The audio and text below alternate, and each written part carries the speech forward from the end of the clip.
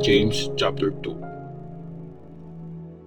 Warning sa unfair na pagtrato. Mga kapatid, since may faith kayo sa Panginoon nating si Jesus Christ, ang Panginoon ng kaluwalhatian, huwag kayo maging unfair sa pagtrato nyo sa mga tao. For example, habang nagsasama-sama kayo, may dumating na mayamang lalaki na may mga gold na singsing at magarang damit. Tapos, may pumasok ding mahirap na sira-sira ang damit. Kung mas pinansin nyo yung may magarang damit at sinabi nyo sa kanya, dito po kayo umupo. Tapos, doon sa mahirap, tumayo ka dyan. O kaya, dyan ka na lang sa sahig. May pinaburan na kayo at nagja-judge na kayo ng mali pag ganon. Makinig kayo mga kapatid. Pinili ng Diyos ang mga mahihirap sa mundo para maging mayaman sa faith at maging tagapagmana ng kaharian na pinangako niya sa mga nagmamahal sa Kanya. Pero hinihiya niyo ang mahihirap. Sino ba ang umaapi sa inyo at nagdedemanda? Yung mga mayayaman, di ba? Sila ang bumabastos sa marangal na pangalan na binigay sa inyo.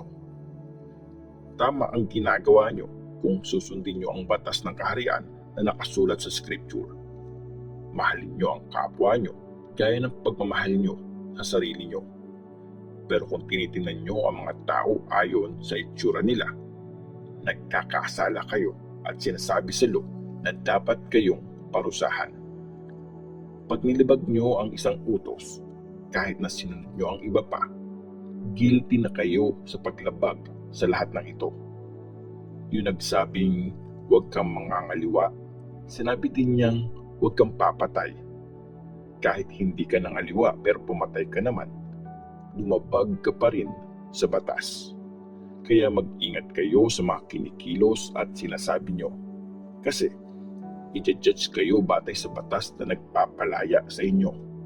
Kasi walang awang paparusahan ng Diyos ang hindi nagpakita ng awa sa iba.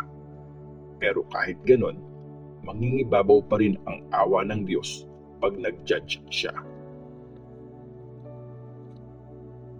Faith at mga gawa.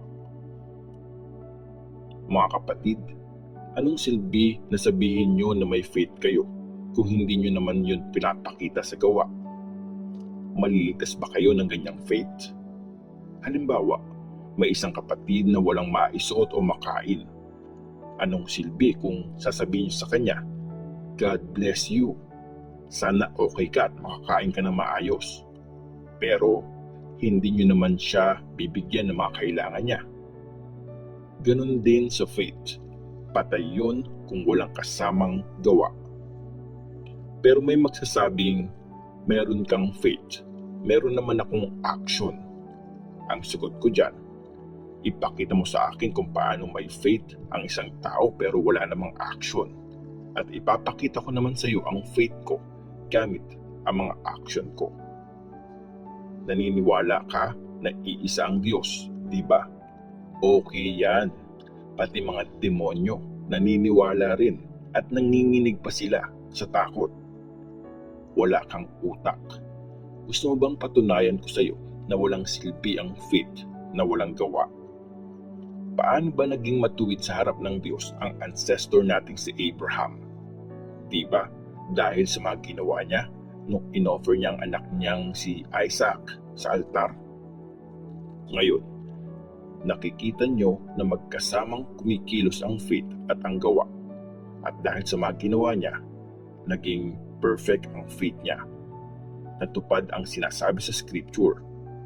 Naniwala si Abraham sa Diyos at dahil sa faith niya, tinanggap siya ng Diyos na matuwid. At tinawag nga si Abraham na kaibigan ng Diyos.